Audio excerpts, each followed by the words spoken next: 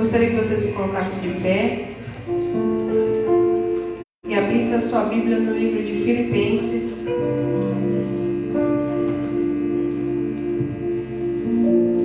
Filipenses, no capítulo 2.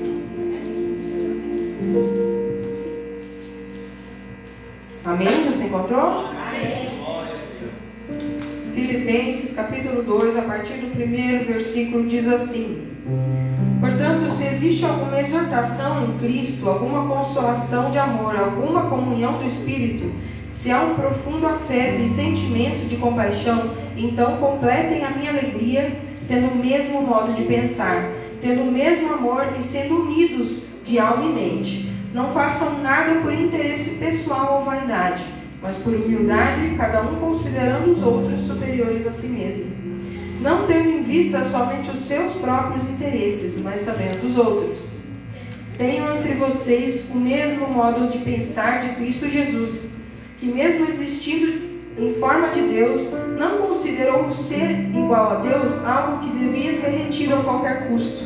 Pelo contrário, ele se esvaziou assumindo a forma de servo, tornando-se semelhante aos seres humanos, e reconhecido em forma humana, e se humilhou, tornando-se obediente até a morte, e morte de cruz. Por isso também Deus o exaltou sobremaneira, e lhe deu um nome que está acima de todo nome, para que ao nome de Jesus se dobre todo o joelho, nos céus, na terra e debaixo da terra, e toda a língua confesse que Jesus Cristo é o Senhor, para a glória de Deus Pai.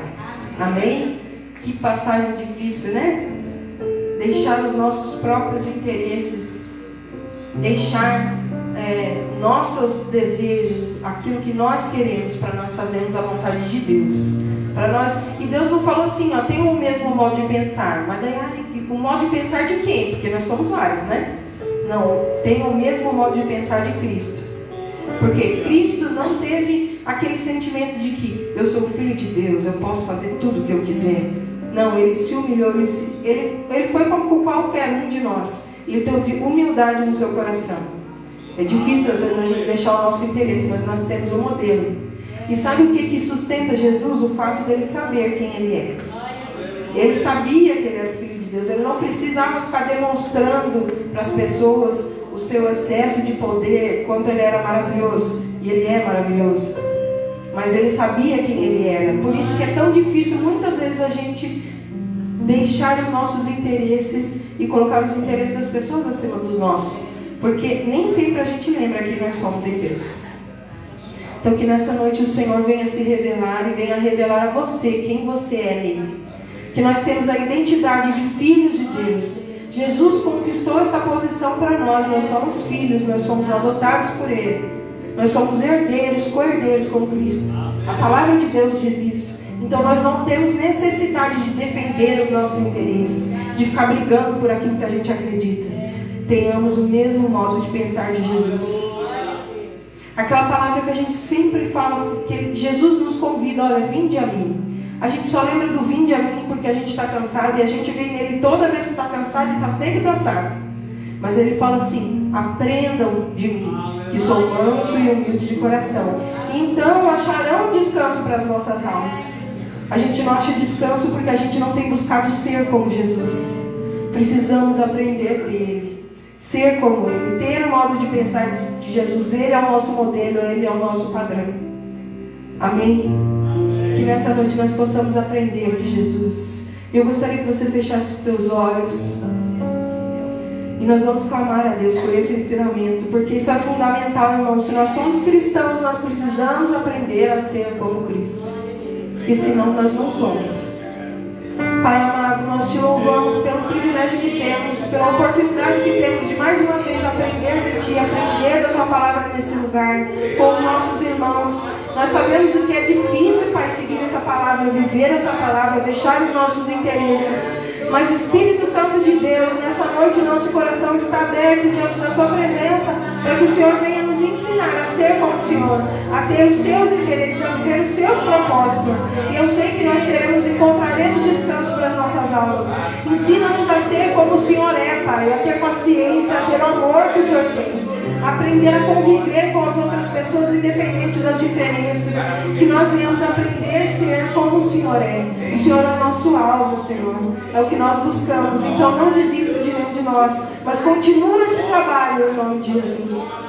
É o que nós precisamos. Amém? Você é filho de Deus. Você tem razões para adorar, para cantar esse Deus, porque Ele te escolheu e Ele te elegeu nele antes da fundação do mundo. Amém? Só por essa razão, só por essa não, que não é pequena, né? É um tremendo privilégio. Nós temos que cantar com alegria diante desse Deus, porque nós sabemos quem somos.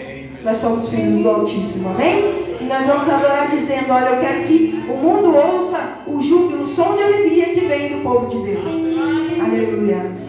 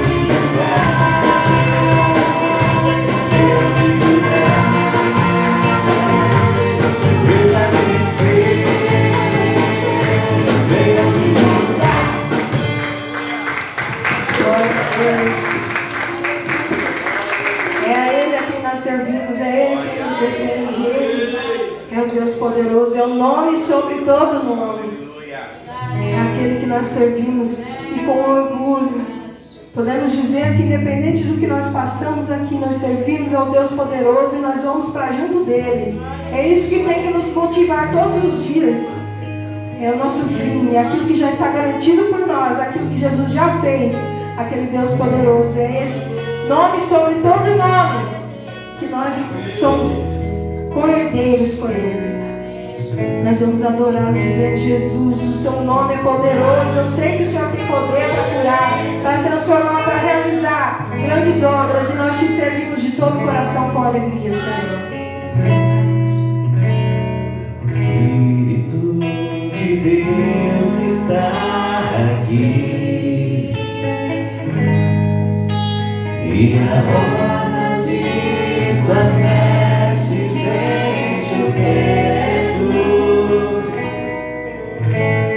enquanto Ele caminha entre nós, nos reveste com sua glória e poder. Mais uma vez, o Espírito de Deus está aqui. O Espírito de Deus está aqui. Creio, Pai. E a alma de suas vestes enche o tempo, enquanto Ele caminha entre nós, nos reveste com sua glória e poder. Levante as mãos e abra o seu coração. Receba o que Ele tem pra você, enquanto espera as bênçãos pra te receber. Glorifica esse nome de poder.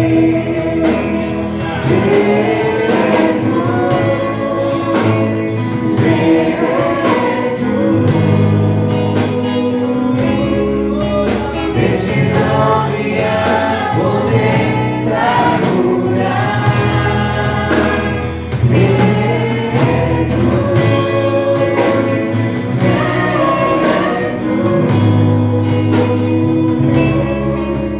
Ele pode, quer e vai te libertar. O Espírito. O Espírito de Deus está aqui. Aproveite para abraçar Ele nesse lugar. E a honra de suas vestes enche o templo, enquanto Ele caminha entre nós, nos reveste com sua glória e poder. Levante as mãos e abra o seu coração. Receba o que Ele tem pra você, enquanto espera as bênçãos que há de receber. Glorifica esse nome de poder.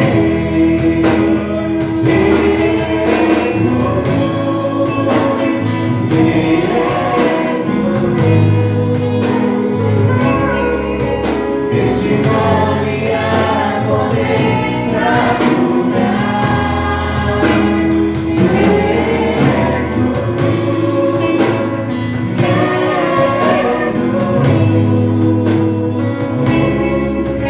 Ele pode, quer e vai Mais uma vez.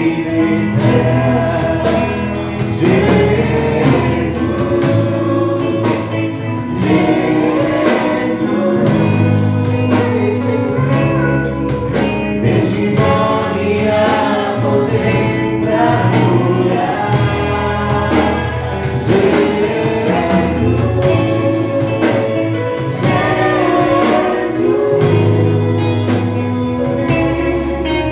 Ele pode, quer e vai te libertar. Ele pode, quer e vai te libertar. Nós queremos ver o Senhor.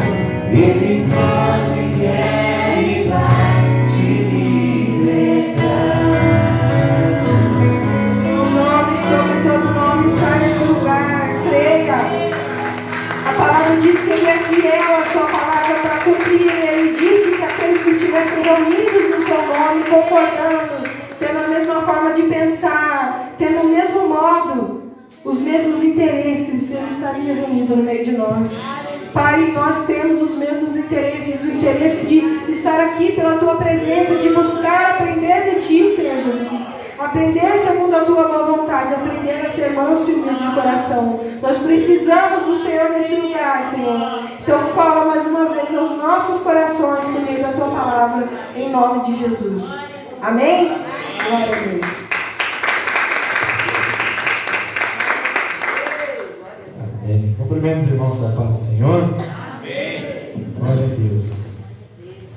Que bom que você veio hoje na casa de Deus. Que bom que você veio. Aleluia. Glória a Deus. Que bom que você veio. O Senhor conosco está. Que bom que você veio. Ele vai te abençoar. Porque Ele tem poder. Amém? Lucas capítulo 7.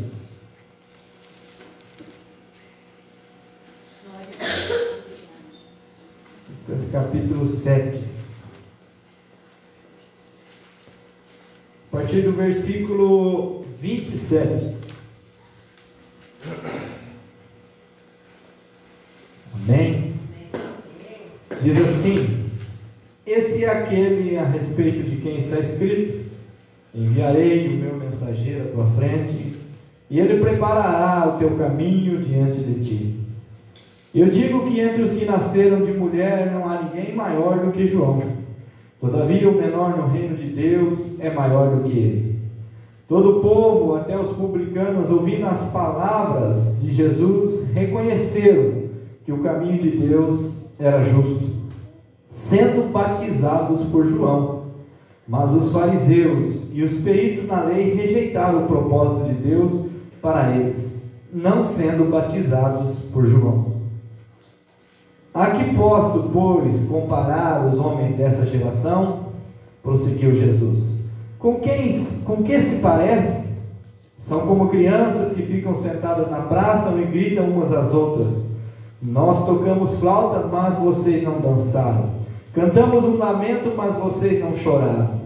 Pois veio João Batista, que jejua e não bebe vinho, e vocês dizem: ele tem demônio. Veio o Filho do Homem comendo e bebendo, e vocês dizem: aí está um comilão e beberrão, amigo de publicanos e pecadores. Mas a sabedoria é comprovada por todos os seus discípulos. Amém? Feche seus olhos. Pai, nós te louvamos, te agradecemos, Senhor, pelo privilégio de estarmos aqui. O Senhor está diante da tua palavra, é uma graça poderosa, é um prazer maravilhoso, Senhor, estar diante da tua palavra e diante de ti. Por isso, Senhor, nós queremos te pedir: fala conosco, revela, Senhor meu Deus, a tua palavra aos nossos corações. Abre, Senhor, os nossos olhos, que possamos enxergar, Pai amado, e receber mais e mais de ti, ser transformado por tua palavra, em nome de Jesus. Amém. Amém. Glória a Deus.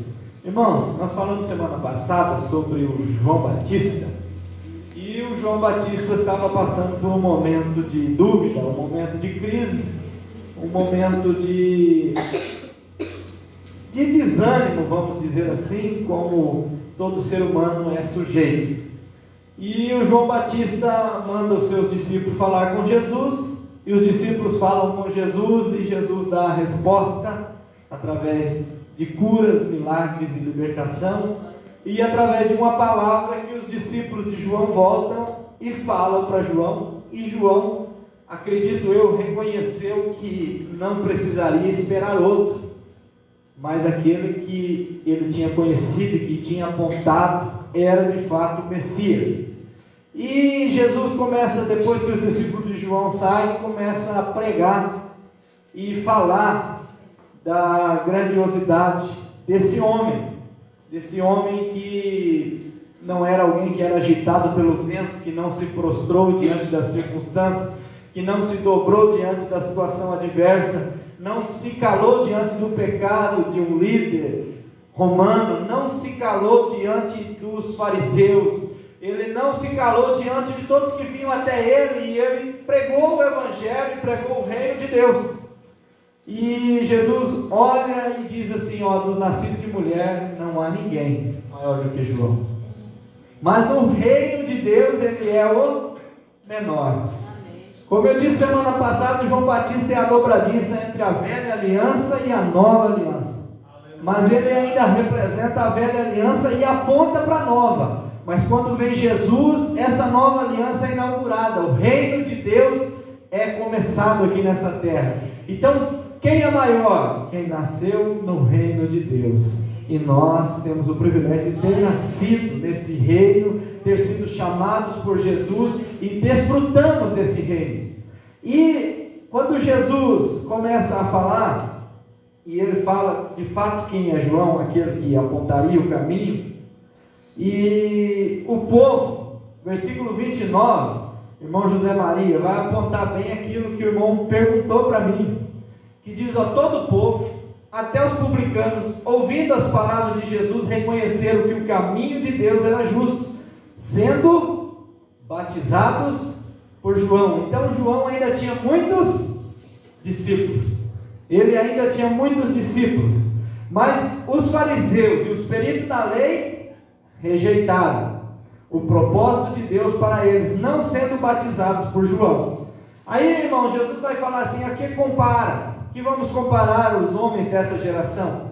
Não os homens todos, porque antes está dizendo aqui que os publicanos, alguns pecadores, alguns peritos da lei, os peritos da lei rejeitaram, mas os publicanos, os pecadores reconheceram João Batista como alguém que pregava o reino de Deus e apontavam para o reino de Deus e foram batizados por ele. Mas os fariseus o rejeitaram. E os peritos na lei também o rejeitaram. Daí Jesus vai fazer uma comparação, que ele se parece com crianças que ficam sentadas nas praças e gritam umas às outras: nós tocamos flauta e vocês não dançaram, cantamos um lamento, mas vocês não choraram. E daí Jesus vai falar aquele versículo que muita gente não queria que estivesse na Bíblia, não é verdade? Esse versículo aqui, irmãos, muita pessoa legalista não queria que Lucas, que Mateus e que Marcos tivesse escrito. Versículo 33, que diz assim, ó: pois veio João Batista que jejua e não bebe vinho, e vocês dizem, ele tem demônio. Veio o Filho do Homem comendo e bebendo, e vocês dizem, aí está um comilão e beberrão, amigo dos publicanos e pecadores. É interessante a comparação aqui que Jesus fala, e é interessante pensar que a gente pode olhar aqui só pelo fato de falar: João Batista não comia nem bebia. Por que não comia nem bebia?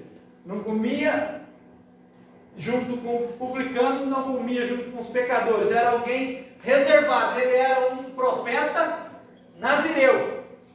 Ele era um nazireu que era separado. E o que ele comia? Mel silvestre e gafanhoto, que vivia no deserto e vestia uma roupa estranha. Então ele vivia afastado. Mas daí os fariseus e os peritos da lei olham para ele e falam: esse homem tem demônio. Por quê? Não tem lógica um homem desse viver desse jeito. Viver no deserto, viver longe das pessoas, e as pessoas vinham até ele para ser batizado. Mas os peritos da lei vinham para ele para poder acusar ele. O religioso sempre acusa. Aí, irmãos, ele não come nem bebe, e a Bíblia frisa que não come nem bebe vinho. Aí vem Jesus. Agora que complica, aí vem Jesus e come e bebe. Bebe o quê? O vinho. Isso não está dizendo que Jesus é um comilão e nem que Jesus é um bêbado. Está dizendo aqui que Jesus está entre o povo. Aqui que está a separação de dois tipos de homens e dois homens de Deus, enviados por Deus. O João Batista é homem de Deus, enviado por Deus. O próprio Jesus falou: esse é aquele que a Bíblia diz que vai vir antes de mim, vai apontar o caminho, endireitai o caminho para o Senhor.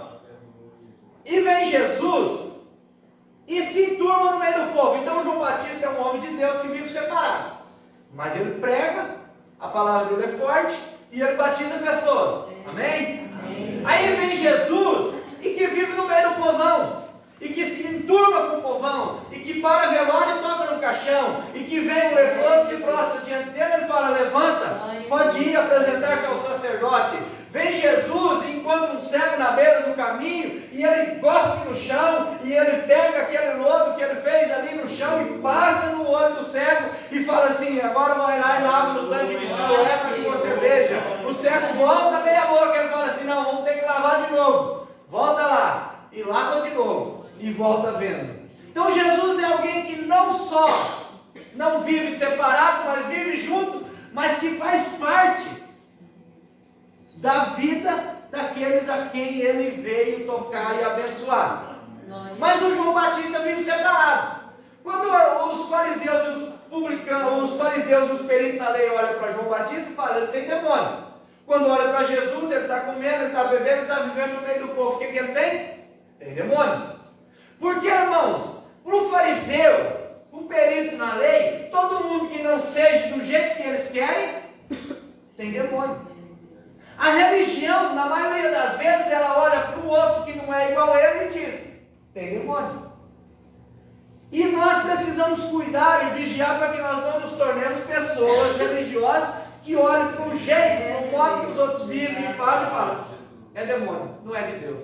Então, irmãos, tem uma palavra que eu garanto para você que gerou temor no coração de quase todos nós aqui quando a gente era novo, criança, adolescente, que era uma palavra assim, ó: não blasfema contra o Espírito Santo. Ai daquele que blasfemar contra o Espírito Santo. Misericórdia de fazer uma brincadeira, né? Olha, você está blasfemando. Mas daí, se eu blasfemei, se agora eu blasfemei e em blasfemando eu não tenho perdão, o que eu faço? Quem nunca ficou com isso na cabeça pensando: será que eu não tenho mais perdão? Porque aquele que blasfemar contra o Espírito Santo não será perdoado. E quando vem Jesus e está diante dessa situação, está diante dos fariseus e dos peritos da lei, quando eles estão atribuindo o que Jesus faz e o que Jesus é a uma pessoa endemoniada, isso de fato é blasfêmia. Porque blasfemar, irmãos, é falar que aquilo que o Espírito Santo faz é o diabo, não é o Espírito Santo. Então o Espírito Santo veio para fazer o quê? Jesus vai falar bem claramente isso. Ele veio para convencer o homem do pecado, da justiça e do juízo. Quando a gente é convencido pelo Espírito Santo. Atribuir isso ao diabo ou ao demônio é blasfemar contra o Espírito Santo. Então, blasfêmia contra o Espírito Santo não é você falar alguma brincadeira ou falar alguma coisa. Não, blasfemar contra o Espírito Santo é atribuir a obra do Espírito Santo ao diabo. Isso é blasfêmia. Tanto é que o templo do Senhor era, como que é a palavra, eles falam que o templo foi... Ai, meu Deus do céu. Tem uma palavra que eles falam sempre. Profanação do santuário, profanação do templo, tem a ver com apresentar, por exemplo, aconteceu nos 400 anos de intervalo de silêncio na história intertestamentário, que um rei da época que invadiu Israel, ele sacrificou porcos no altar do Senhor e profanou o templo. Essa profanação é de fato uma blasfêmia.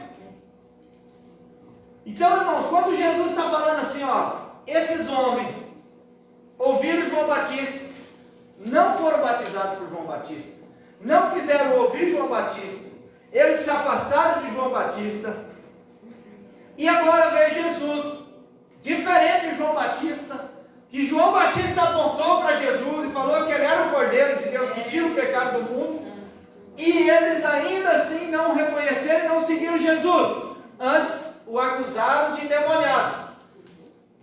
Aí Jesus fala que eles são como crianças que tocam flauta e diz: ninguém dançou. Eles tocam uma canção de lamento e diz: ninguém chorou. Quando eles estão nessa situação, eles estão dizendo assim: nós fazemos, mas ninguém vê. Mas quando vem Jesus e diz assim, ó, veio João Batista, não comia, não bebia, aí vocês dizem que tem demônio. Veio Jesus comendo e bebendo, vocês dizem que tem demônio. Eles não quiseram nem o extremo de João Batista, irmãos, Porque se for olhar, João Batista é mais radical do que os fariseus. Amém? Você está entendendo? Amém. João Batista é mais radical do que os fariseus, porque ele come só um determinado tipo de comida e bebe só um determinado tipo de bebida. Ele não se mistura. O fariseu era o quê? Era alguém separado também. O fariseu era alguém que vivia uma vida de santidade. Santidade externa. O João Batista, irmãos, tinha uma santidade externa e uma santidade interna. Era alguém que tinha propriedade para pregar a palavra e olhar para os fariseus e falar assim: raça de víboras, quem vos ensinou a fugir da ira vindoura? Mas os fariseus não aceitaram. Por quê? Porque quando João Batista olha para eles, o coração deles está sendo revelado. Quando eles estão sendo chamados de víboras, o coração deles está sendo revelado. Quando vem Jesus e prega de uma forma mansa e humilde e se enturma com o povo e atrai o povo para si, eles olham para Jesus e falam: não, esse tipo de gente não é, porque temos que ser separado. Então o separado demais não serve e o que está junto demais não serve. Então para o fariseu nada serve, nada está bom.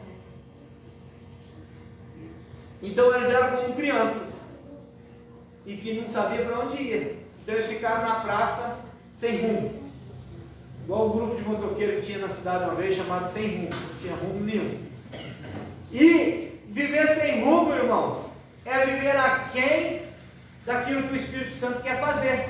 E o Espírito Santo queria abençoar, o Espírito Santo queria revelar-se a eles, o Espírito Santo queria fazer maravilhas no meio deles, através de Jesus, através de João, mas eles não reconheceram eles como alguém vindo de Deus.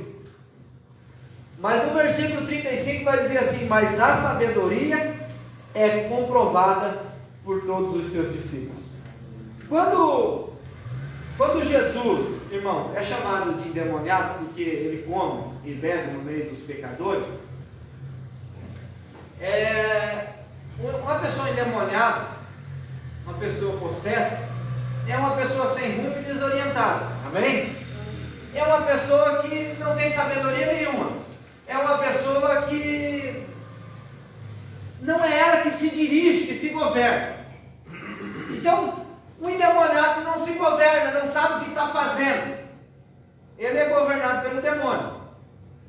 Mas quando Jesus vem e fala assim: ó, você chama ele de beberrão, de endemoniado, de amigo de publicanos e pecadores, mas no versículo 35 vai dizer assim: mas a sabedoria é comprovada pelos seus discípulos. Tem uma outra versão que diz um outro nome ali. A sabedoria é comprovada, é justificada por todos os seus filhos. Por todos os seus filhos. Então, Jesus não tem só discípulos, Jesus tem filhos. Jesus tem pessoas que é atraída para Ele, não só por causa daquilo que eles receberam de Jesus, mas por causa de sua sabedoria. A sabedoria, irmãos, é que mostra que uma pessoa está sã e que uma pessoa não é endemoniada. E sabedoria, irmãos, é diferente de inteligência. Porque eu já conheci muita gente inteligente, mas que não tinha sabedoria nenhuma. Eu já vi muita gente inteligente mesmo, que falar de história, falar de religião e falar de tantas outras coisas, mas que a vida dele não refletia toda aquela inteligência, porque ele faltava sabedoria. Sabedoria, irmãos, é alguém que vive como Jesus viveu. Jesus viveu, irmãos, nessa terra, e ele viveu fazendo bem, ele viveu abençoando, ele viveu debatendo também, confrontando a religião, confrontando os religiosos de sua época. Ele viveu durante esse tempo, nessa terra, demonstrando que é sabedoria. Porque Jesus desmanchava o argumento de um fariseu. Quando ele recebia uma pergunta, ele respondia com outra pergunta. Quando os fariseus vieram e perguntaram para Jesus: com que autoridade você faz as obras que você faz? Jesus não respondeu. Jesus falou assim: primeiro vocês me respondam uma pergunta: o batismo de João é de Deus ou é dos homens? Quando Jesus faz essa pergunta, ele não está respondendo a dele, ele está devolvendo para eles uma pergunta que eles não poderiam responder. Porque eles pensaram assim: se nós falarmos que é de Deus, ele vai falar, então por que vocês não se batizaram? Se nós falarmos que é dos homens, há muitos discípulos de João e nós podemos ser apedrejados. E eles se calaram e não responderam nada. Então Jesus demonstrou essa sabedoria. Por isso que os seus discípulos comprovaram essa sabedoria. Ninguém segue uma pessoa tola. Não, às vezes seguem. A gente vê muita gente seguindo gente tola. A gente vê pessoas seguindo gente idiota, né? A gente vê pessoas seguindo ladrão, seguindo manipuladores, seguindo pessoas que, até mesmo religiosos, irmãos. Porque quando a gente pensa em seguir ladrão e manipulador, a gente já pensa logo na política. Mas tem muito ladrão na religião também. Tem muita gente sem vergonha, vestido de ovelha, mas é lobo. Então, quando nós olhamos para isso aqui, nós precisamos pensar, como os discípulos de Jesus, que os fariseus e os peritos da lei achavam-se muito sábios, mas não conseguiram achar sabedoria em Jesus. Por isso eles viram João apontar para Jesus. Veio Jesus, aquele quem foi apontado, e eles não seguiram nenhum, não foram batizados por nenhum, e ainda falaram: ele tem demônio. Amém? Amém. Então a sabedoria, irmãos, nós precisamos buscar em Jesus. Foi lido aqui, foi citado aqui, Mateus 11, versículo 28. Venham a mim todos vocês que estão cansados e sobrecarregados, e eu vos aliviarei. Tome sobre vós o meu jugo, que é suave, e o meu fardo é leve. Aprendam de mim, que sou manso e humilde de coração. Aí então acharei descanso para a vossa alma. Irmãos, é aí então. Porque às vezes a gente vem a Jesus, mas a gente continua cansado. A gente toma o jugo, mas a gente se cansa mais ainda. A gente pega o fardo e a gente está cansado. Mas Jesus frisa bem no final: aprendam de mim. Aí então, ali está a sabedoria, é em Jesus que está a sabedoria. Só depois que a gente aprende dele, é que a gente vai encontrar descanso para a alma. É só em aprender de Jesus que a gente encontra descanso para a alma. Por isso os discípulos comprovavam a sabedoria de Jesus. Os fariseus podiam dizer: tem demônio. Mas os discípulos sabiam quem era Jesus. Os fariseus podiam falar: não serve para nós. Mas os discípulos seguiam ele de perto. E ia vivendo atrás, recebendo da poeira do mestre de Nazaré e aprendendo com ele, sendo abençoado por ele. Amém? Amém. Versículo 36. Convidado por um dos fariseus para jantar, Jesus foi à casa dele e reclinou-se à mesa. Ao saber que Jesus estava comendo na casa do fariseu, certa mulher daquela cidade, uma pecadora, trouxe um frasco de alabastro com perfume, se colocou atrás de Jesus a seus pés, chorando, começou a molhar os seus pés com suas lágrimas, depois os enxugou com seus cabelos, beijou-os e os ungiu com perfume. Ao ver isso, o fariseu que o havia convidado disse a si mesmo: se este homem fosse profeta, saberia quem nele está tocando. Que tipo de mulher ela é? Uma pecadora. Então lhe disse Jesus: Simão, Simão, tenho algo para dizer a você. Irmãos, quando eu olho para esse texto, eu vejo que Jesus não só se enturma com o publicano, com pecadores, mas ele também vai aonde? Na casa do fariseu. O fariseu convidou Jesus para jantar na sua casa.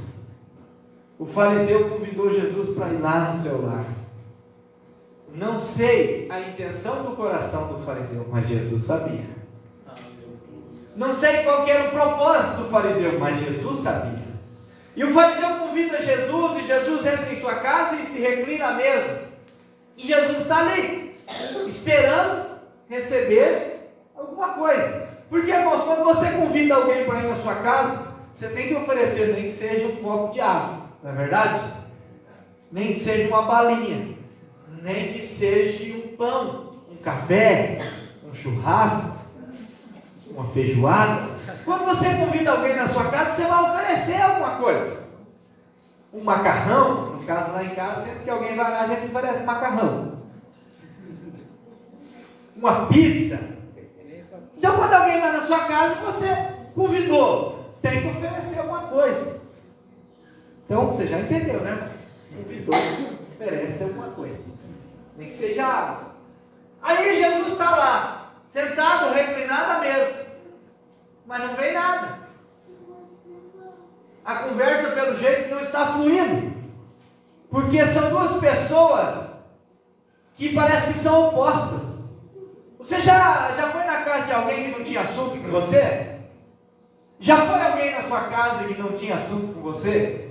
Ah, irmão, já foi gente na minha casa e que foi cedo. E que saiu quase às 11 e que não tinha assunto comigo. E essa pessoa nem se levantava e ia embora e eu nem podia falar, vai embora. E ficava aquele silêncio, os grilos cantando, a gente tentava puxar algum assunto, mas Só ganhava resposta, mas não. era curta e grossa a resposta, era rapidinho, não dava andamento na conversa. E não sei se os irmãos sabem, mas eu converso, minha mulher conversa, mas a conversa não ia. E nem a pessoa ia. E você oferece uma coisa, não quero, obrigado. Então tá bom. Oferece outra coisa, não, obrigado. E vai ficando um negócio chato. E agora, o que eu faço? Os irmãos da igreja é um problema sério, né? A gente vai indo embora e vai se conversando, e vai parando na rua, e vai parando na esquina, e vai indo, e vai indo. E aí sempre tem conversa, sempre tem assunto. E se deixar lá à noite, no outro dia cedo, continua conversando. Mas Jesus está ali sentado, tipo um estranho naquele lugar. Porque o fariseu convidou Jesus para ir lá. Pode ser que ele tinha algumas perguntas para fazer para Jesus. Pode ser que ele queria agradar Jesus. Pode ser que ele queria pegar Jesus em alguma fraqueza, alguma falha. Não sei. Mas ele chamou Jesus. E Jesus está lá. Entra uma mulher. Primeiro, essa mulher não foi convidada. E ela invadiu a casa. Quando ela entra, ela já se prostra diante de Jesus. O grande problema, irmãos, de ser fariseu é a dificuldade que o fariseu tem de reconhecer Jesus como Senhor e como Cristo. A grande dificuldade da gente de acabar nos tornando um fariseu é a gente não reconhecer as nossas falhas e os nossos pecados. Porque o fariseu, ele está ali e ele se acha alguém importante. Ele está ali e se acha alguém santo. Ele está ali e se acha alguém digno. Muito diferente daquele homem. Olha que interessante, aquele homem que foi falar com Jesus e dizia assim: meu servo está doente. E Jesus encontra com ele, está indo lá para a casa dele para curar o servo. Ele falou: não sou digno que entre debaixo do meu telhado. Já o fariseu se achou tão digno que falou assim: vem na minha casa, porque o senhor vai ver o que é uma casa onde tem gente santa morando. O senhor vai ver o que é santidade na hora do jantar. O senhor vai ver como nós nos comportamos. E a mulher chega, invade a casa, não foi convidada, e ela faz o que o fariseu não fez. E ela se prostra diante de Jesus. Quando alguém se prostra diante de Jesus, irmão, está reconhecendo Ele como Senhor. A minha diz que ela veio por trás dos seus pés, não veio nem na frente, né? Veio por trás. Porque ele sentava no chão, a mesa era baixinha, e seus pés provavelmente estavam para trás. E ela veio e se prostrou aos pés de Jesus. E ela derrubou um perfume sobre os seus pés. Lavou os pés de Jesus com suas lágrimas. Você imagina a situação dos pés de Jesus, irmão. Porque Jesus mesmo reclamou que o fariseu, depois nós vamos ler, não trouxe uma bacia para ele lavar os pés. Então os pés de Jesus estão sujos. Jesus caminhou o dia todo. E não lavou os pés para entrar na casa. Jesus está com os pés sujos, fedido. Pensa. Ah, mas é Jesus. Jesus que se esvaziou de sua glória e se tornou servo. Caminhou o dia todo, poeira, avenida de Naim, de outras cidades pelas quais ele passou. Cocô de camelo no caminho. Pastores passando com suas ovelhas pela estrada. E Jesus caminhando por essas estradas. Não tinha asfalto, não tinha calçamento. Então Jesus está com o pé imundo. Mas a mulher não está nem ali. Glória a Deus. Ela se prostra. Aleluia. E ela chora nos pés de Jesus. E ela derrama um perfume nos pés de Jesus. E ela enxuga seus pés com seus cabelos. Eu fico imaginando a cena. Como que aquela mulher saiu imunda daquele lugar. Por fora. Mas como aquela mulher saiu limpa por dentro. Como aquela mulher saiu transformada daquele ambiente. Glória a Deus. Aleluia, Jesus. Como que ela saiu por fora, seus cabelos. Mulher que tem cabelo grande aí sabe como é isso. Como é difícil cuidar de um cabelo. Mas você imagina, lágrima, puro sal, poeira, com lágrima, sal, barro. E essa mulher derrama um perfume ainda, perfume oleoso, provavelmente. E ela pega esse cabelo e enxuga esses pés. Os pés de Jesus ficam limpinhos, cheirosinho. Mas o cabelo dela, e ela está toda suja por fora, mas por dentro Jesus. Aleluia. Jesus começou uma transformação de dentro para fora, por causa da atitude dela, Por causa daquilo que ela fez. Jesus não tinha feito nada por ela ainda. Irmãos, por isso que eu acho muito interessante. A gente sempre pensa em adoração, a gente adora alguém que fez alguma coisa por nós. Eu e você, nós somos grandes no reino de Deus, porque nós fomos chamados para o reino de Deus. E a gente adora porque Jesus já fez, Ele morreu na cruz para nos salvar. Nós adoramos a Jesus porque Ele sacrificou a sua vida por nós. Mas essa mulher, Jesus não tinha feito nada. Mas ela reconheceu Jesus. Glória a Deus. Aleluia. Ela invadiu a casa, ela correu o risco de ser jogada para fora daquele ambiente, de apanhar ali, de ser apedrejada lá fora. Mas ela não está nem aí. Ela não se importa. Tudo que ela quer é oferecer a Jesus alguma coisa. É oferecer a Ele uma adoração. É oferecer a Ele um louvor. É estar aos seus pés. Ah, como eu admiro a coragem dessa mulher. Adoração, irmãos, tem a ver com despreocupar-se com o que os outros pensam. Ela não está nem aí. E a gente, muitas das vezes, deixando de ser adorador, porque a gente pensa muito no que os outros pensam. A gente deixa de pregar para alguém, por que os outros vão pensar? A gente deixa de abraçar alguém e falar assim: Jesus te ama muito, quer transformar a sua vida, porque a gente fica com medo do que os outros vão pensar. E não tem forma maior de adoração do que apresentar Jesus a alguém. Glória a Deus. Glória a Deus. Não tem forma maior de reconhecimento de quem Jesus é do que a gente falar assim: Jesus pode transformar a sua vida. Glória a Deus. Porque Ele está transformando a minha. Glória a Deus. Adoração, irmãos, é viver despreocupado com a opinião alheia. Ah, não, que eu não estou nem aí com o que os outros pensam, vou viver do meu jeito. Não, você vai viver do jeito que Jesus quer, adorando a Ele. Porque quem adora, irmãos, a Bíblia vai dizer assim que a gente se torna parecido com aquilo que o qual a gente adora. Você sabe por que tem muita gente tapada? Porque adora algo inanimado. Você sabe por que tem muita gente que não vai para frente?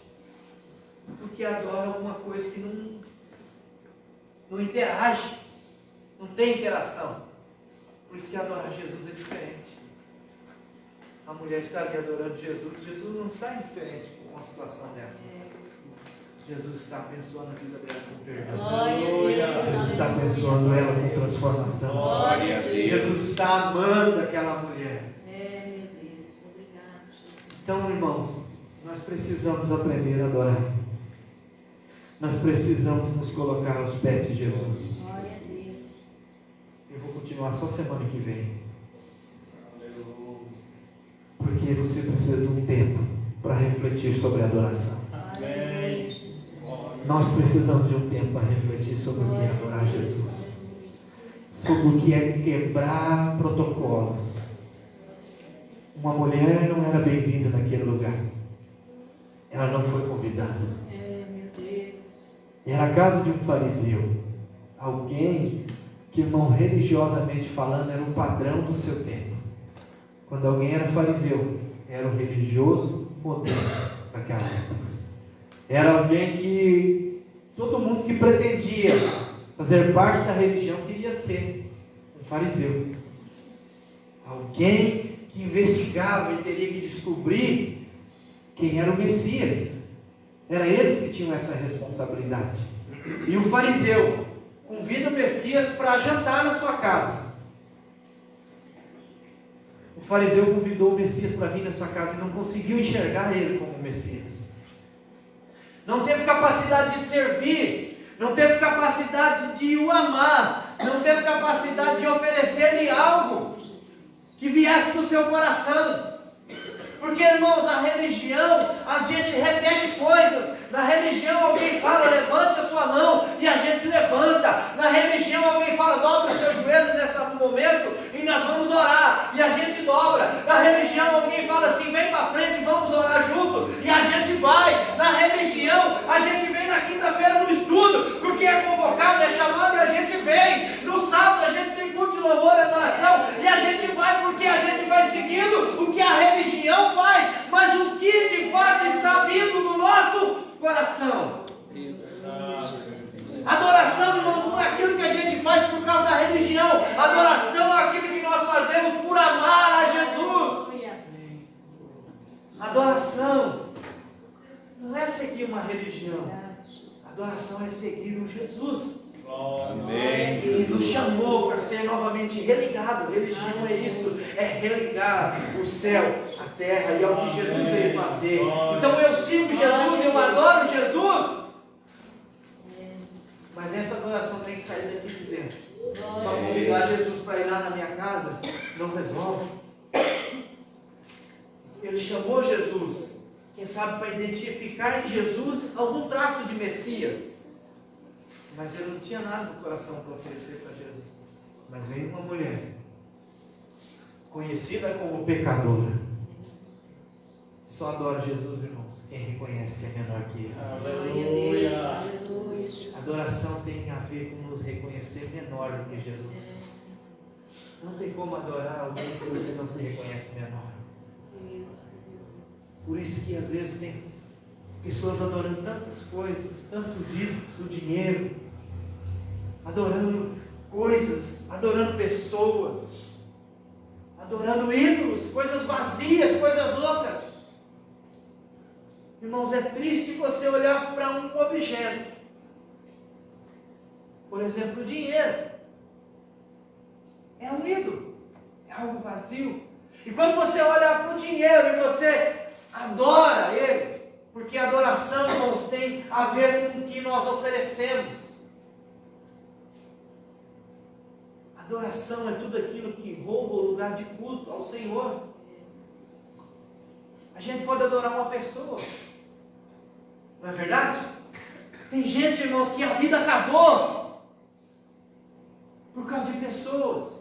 Mas você tem Jesus, então você precisa adorar a Jesus. É Ele que é mais importante. Tem pessoas que adoram o emprego, e tem pessoas que odeiam o emprego, mas deveriam adorar a Jesus no emprego. Glória a Deus, aleluia. Tem pessoas, irmãos, que adoram tantas coisas, porque adoração tem a ver com oferecer tempo, oferecer disposição, oferecer vida. E a nossa vida precisa ser oferecida totalmente a Jesus. Eu preciso ter água para viver, assim como eu preciso de dinheiro para viver, eu preciso de trabalho para viver. Não é verdade? Porque se eu não trabalhar, eu não vivo, mas o trabalho, o dinheiro e a água não pode ser maior do que Jesus na minha vida. Ele que tem que ocupar o lugar de primazia, ele tem que ser o primeiro. Assim é a vida de um fariseu. Ele tinha uma casa, ele tinha algo, ele tinha dinheiro, ele tinha alguma coisa, mas ele tinha Jesus lá dentro de sua casa. Mas o que ele ofereceu para Jesus? Nada. Ele tinha uma religião, e a vida dele era religião. A religião se tornou um ídolo na vida do fariseu, porque quando vem o Cristo, o Filho de Deus, está dentro do seu lar e ele não consegue enxergar. Irmãos, nós precisamos enxergar Jesus como Senhor da nossa vida. Nós precisamos olhar para Jesus como o maior, o único digno de ser adorado, de ser exaltado, o único que merece a maior parte, ou toda a nossa vida. Coloque-se de pé. Adoração é reconhecer.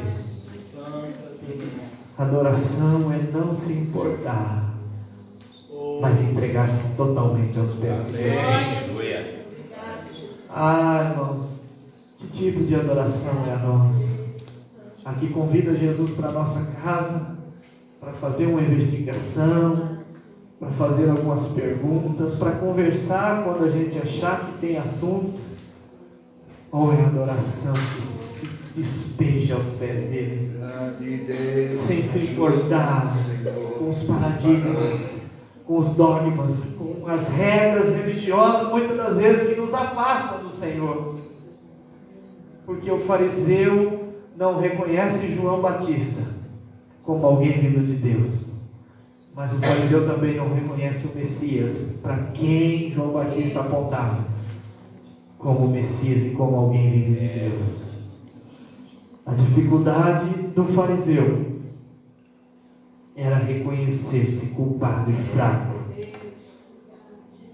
e que essa dificuldade não venha estar na nossa vida. Quando você se sentir fraco, você sabe aonde você vai encontrar força. É em Jesus. É só em Jesus que nós encontramos abrigo. É só na adoração que nós somos tocados por Ele. Nós não podemos adorar para Ele fazer alguma coisa. Não, nós o adoramos porque reconhecemos quem Ele é, porque Ele faz todas as coisas na nossa vida. Porque se você trabalha, é porque Jesus te deu saúde. Se você tem um trabalho, foi Ele que te empregou. Se você tem dinheiro, foi Ele quem te deu. Se você tem carro, foi Ele quem te deu. Se você tem uma religião, foi Ele que te chamou e te atraiu. Se você tem alguma coisa hoje, foi esse Jesus quem te deu. Então nós precisamos o adorar, não para receber mais dele, mas o adoramos porque Ele já nos deu tudo e vai nos dar muito mais, porque Ele é fiel com sua palavra para cumprir. Ele é abençoador, Ele é galardoador daqueles que o buscam. Sem fé é impossível agradar a Deus, porque aqueles que dele se aproximam precisam crer que Ele existe e que Ele é abençoador, Ele é galardoador daqueles que o buscam, daqueles que o adoram, daqueles que se rendem totalmente à sua presença e à sua vontade. É isso que nós precisamos aprender. Não ficar tocando flauta esperando que os outros dancem. Não ficar tocando músicas chorosas esperando que as pessoas chorem. E se lamuriando e dizendo: eu toquei e ninguém cantou, eu toquei e ninguém chorou. Nós precisamos reconhecer a sabedoria de Jesus e viver debaixo dessa sabedoria, viver adorando esse sábio que nos ensina todos os dias e nos abençoa. Pai, nós te louvamos, te agradecemos, Senhor meu Deus, pelo privilégio de estar aqui. Obrigado, Senhor, por tua graça, obrigado por teu amor, obrigado por tua fidelidade. Obrigado, Senhor, meu Deus, por essa palavra que nos motiva, que nos incentiva a adorar a Ti, Senhor, entregar-nos totalmente a Ti, Senhor, nos rendermos a Ti e vivermos debaixo da Tua graça, debaixo do Teu amor, debaixo, Senhor, meu Deus, desse amor que nos envolve, que nos perdoa, que nos toca e que se preocupa e que se envolve com cada um de nós, Pai. Muito obrigado por fazer parte da nossa vida, por estar conosco, Pai. Muito obrigado, nós te adoramos, nós te exaltamos e clamamos a Ti, Senhor. Ajude-nos, Senhor, a sermos os adoradores que o Senhor espera, que te adorem em espírito e em verdade. Amém e amém, Jesus.